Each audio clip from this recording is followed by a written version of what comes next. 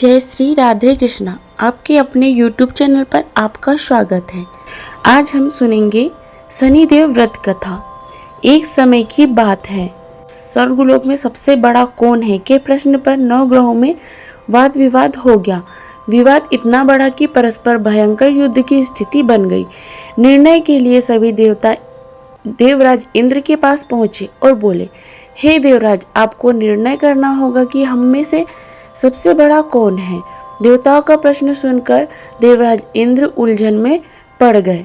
इंद्र बोले कि मैं इस प्रश्न का उत्तर देने में असमर्थ हूँ। हम सभी पृथ्वी लोक के उज्जैनी नगरी में राजा विक्रमादित्य के पास चलते हैं। देवराज इंद्र सहित सभी ग्रह देवता उज्जैनी नगरी में पहुंचे। महल में पहुंचकर सब देवताओं ने उनसे अपना प्रश्न पूछा तो राजा विक्रमादित्य भी कुछ देर के लिए परेशान हो उठे, क्योंकि सभी देवता अपनी अपनी शक्तियों के कारण महान थे। किसी को भी छोटा या बड़ा कह देने की कि उनके क्रोध के प्रकोप से भयंकर हानि पहुंच सकती थी। अचानक राजा विक्रमादित्य को एक उपाय सूझा और उन्होंने विभिन्न धातुओं स्वर्ण, रजत, चांदी, कांसा, ताम्र, तांबा, शीशा, रांगा, जस्ता, अभ्रक व लोहे के 9 आसन बनवाए। धातुओं के गुणों के अनुसार सभी आसनों को एक दूसरे के पीछे रखकर उन्होंने देवताओं को अपने अपने सिंहासन पर बैठने को कहा। देवताओं के बैठने के बाद राजा विक्रमादित्य ने कहा कि आपका निर्णय तो स्वयं ही हो जाएगा। जो सबसे पहले के आसन पर विराजमान है वही सबसे बड़ा है। राजा विक्रमादित्य के निर्णय को सुनकर शनि देवता ने सबसे पीछे आसन पर बैठने के कारण अपने को छोटा जानकर क्रोधित होकर कहा, राजा विक्रमादित्य, तुमने मुझे सबसे पीछे बैठाकर मेरा अपमान किया है। तुम मेरी शक्तियों से परिचित नहीं हो, मैं तुम्हारा सर्वनाश कर दूंगा। शनि ने कहा, सूर्य एक राशि पर 1 महीने, चंद्रमा 2.25 दिन, मंगल 1.5 महीने, बुध और शुक्र 1 महीने, बृहस्पति 13 महीने रहते हैं, लेकिन मैं किसी राशि पर 7 वर्ष 7.5 तक रहता हूँ। बड़े बड़े देवताओं को मैंने अपने प्रकोप से पीड़ित किया है। राम को 7.5 के कारण ही वन में जाकर रहना पड़ा और रावण को 7.5 के कारण ही युद्ध में मृत्यु का शिकार बनना पड़ा। राजा, अब तू भी मेरे प्रकोप से नहीं बच सकेगा। इसके बाद अन्य ग्रहों के देवता तो प्रसन्नता के साथ चले गए, परंतु शनिदेव बड़े क्रोध के साथ वहां से विदा हुए। राजा विक्रमादित्य पहले की तरह ही न्याय करते रहे। उनके राज्य में सभी स्त्री पुरुष बहुत आनंद से जीवन यापन कर रहे थे। कुछ दिन ऐसे ही बीत गए। उधर शनि देवता अपने अपमान को भूले नहीं थे। विक्रमादित्य से बदला लेने के लिए एक दिन शनिदेव ने घोड़े के व्यापारी का रूप धारण किया और बहुत से घोड़ों के साथ उज्जैनी नगरी पहुंचे। राजा विक्रमादित्य ने राज्य में किसी घोड़े के व्यापारी के आने का समाचार सुना तो अपने अश्वपाल को कुछ घोड़े खरीदने के लिए भेजा। घोड़े बहुत कीमती थे। अश्वपाल ने जब वापस लौटकर इस संबंध में बताया तो राजा विक्रमादित्य ने स्वयं आकर एक सुंदर व शक्तिशाली घोड़े को पसंद किया। घोड़े की चाल देखने के लिए राजा उस घोड़े पर सवार हुए तो वह घोड़ा बिजली की गति से दौड़ पड़ा। तेजी से दौड़ता घोड़ा राजा को दूर एक जंगल में ले गया और फिर राजा को वहां गिराकर जंगल में कहीं गायब हो गया। राजा अपने नगर को लौटने के लिए जंगल में भटकने लगा, लेकिन उन्हें लौटने का कोई रास्ता नहीं मिला। राजा को भूख प्यास लगी। बहुत घूमने पर उसे एक चरवाहा मिला। राजा ने उससे पानी मांगा। पानी पीकर राजा ने उस चरवाहे को अपनी अंगूठी दे दी। फिर उससे रास्ता पूछकर वो जंगल से निकलकर पास के नगर में पहुंचा। राजा ने एक सेठ की दुकान पर बैठकर कुछ देर आराम किया। उस सेठ ने राजा से बातचीत की तो राजा ने उसे बताया कि मैं उज्जैनी नगरी से आया हूँ। राजा की कुछ देर दुकान पर बैठने पर सेठ जी की बहुत बिक्री हुई। सेठ ने राजा को बहुत भाग्यवान समझा और खुश होकर उसे अपने घर भोजन के लिए ले गया। सेठ के घर में सोने का एक हार खूंटी पर लटका हुआ था। राजा को उस कमरे में छोड़कर सेठ कुछ देर के लिए बाहर गया। तभी एक आश्चर्यजनक घटना घटी। राजा के देखते देखते सोने कि उस हार को खूंटी निगल गई।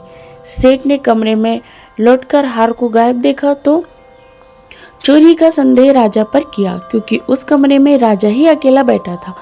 सेठ ने अपने नौकरों से कहा कि इस परदेसी को रस्सियों से बांधकर नगर के राजा के पास ले चलो।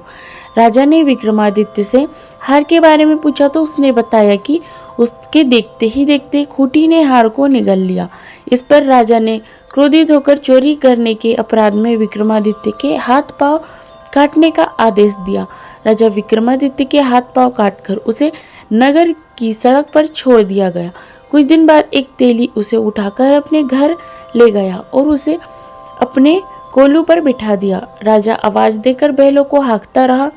इस तरह तेली का बैल चलता रहा और राजा को भोजन मिलता रहा। शनि के प्रकोप की 7.5 पूरी होने पर वर्षा ऋतु प्रारंभ हुई। राजा विक्रमादित्य एक रात मेघ मल्हार गा रहा था कि तभी नगर के राजा की लड़की राजकुमारी मोहिनी रथ पर सवार उस तेली के घर के पास से गुजरी। उसने मेघ मल्हार सुना तो उसे बहुत अच्छा लगा और दासी को भेजकर गाने वाले को बुलवा लाने को कहा। दासी ने लौटकर राजकुमारी को अपंग राजा के बारे में सब कुछ बता दिया। राजकुमारी उसके मेघ मल्हार से बहुत मोहित हुई। उसने सब कुछ जानकर भी अपंग राजा से विवाह करने का निश्चय कर लिया। राजकुमारी ने अपने माता पिता से जब यह बात कही तो वे हैरान रह गए। रानी ने मोहिनी को समझाया, बेटी तेरे भाग्य में तो किसी राजा की रानी होना लिखा है, फिर तो उस अपंग से विवाह करके अपने पांव पर कुल्हाड़ी क्यों मार रही है। राजकुमारी ने अपनी जिद नहीं छोड़ी। अपनी जिद पूरी कराने के लिए उसने भोजन करना छोड़ दिया और प्राण त्याग देने का निश्चय कर लिया। आखिर राजा रानी को विवश होकर अपंग विक्रमादित्य के साथ राजकुमारी का विवाह करना पड़ा। विवाह के बाद राजा विक्रमादित्य और राजकुमारी तेली के घर में रहने लगे। उस रात स्वप्न में शनिदेव ने राजा से कहा, राजा तुमने मेरा प्रकोप देख लिया, मैंने तुम्हें अपने अपमान का दंड दिया है। राजा ने शनिदेव से क्षमा करने को कहा और प्रार्थना की, हे शनिदेव आपने जितना दुख मुझे दिया है अन्य किसी को ना देना। शनिदेव ने कुछ सोचकर कहा, राजा मैं तुम्हारी प्रार्थना स्वीकार करता हूँ। जो कोई स्त्री पुरुष मेरी पूजा करेगा, शनिवार को व्रत करके मेरी व्रत कथा सुनेगा, उस पर मेरी अनुकंपा बनी रहेगी। प्रातःकाल राजा विक्रमादित्य की नींद खुली तो अपने हाथ पांव देखकर राजा को बहुत खुशी हुई। उसने मन ही मन शनिदेव को प्रणाम किया। राजकुमारी भी राजा के हाथ पांव सही सलामत देखकर आश्चर्य में डूब गई। तब राजा विक्रमादित्य ने अपना परिचय देते हुए शनिदेव के प्रकोप की सारी कहानी सुनाई। सेठ को जब इस बात का पता चला तो दौड़ता हुआ तेली के घर पहुंचा और राजा के चरणों में गिरकर क्षमा मांगने लगा। राजा ने उसे क्षमा कर दिया क्योंकि यह सब तो शनिदेव के प्रकोप के कारण हुआ था। सेठ राजा को अपने घर ले गया और उसे भोजन कराया। भोजन करते समय वहां एक आश्चर्यजनक घटना घटी। सबके देखते देखते उस खूंटी ने हार उगल दिया। सेठ जी ने अपनी बेटी का विवाह भी राजा के साथ कर दिया और बहुत से स्वर्ण आभूषण धन आदि देकर राजा को विदा किया। राजा विक्रमादित्य राजकुमारी मोहिनी और सेठ की बेटी के साथ उज्जैनी पहुंचे तो नगरवासियों ने हर्ष से उनका स्वागत किया। अगले दिन राजा विक्रमादित्य ने पूरे राज्य में घोषणा कराई कि शनिदेव सब देवों में श्रेष्ठ है। प्रत्येक स्त्री पुरुष शनिवार को उनका व्रत करे और व्रत कथा अवश्य सुने। राजा विक्रमादित्य की घोषणा से शनिदेव बहुत प्रसन्न हुए। शनिदेव का व्रत करने और व्रत कथा सुनने के कारण सभी लोगों की मनोकामनाएं शनिदेव की अनुकंपा से पूरी होने लगी। सभी लोग आनंद पूर्वक रहने लगे। अगर आपको हमारा वीडियो पसंद आया हो तो वीडियो को लाइक करें, शेयर करें और हमारे चैनल को सब्सक्राइब करें। आशा करती हूँ कि यह जानकारी आपको पसंद आई होगी। जय श्री राधे कृष्णा। धन्यवाद।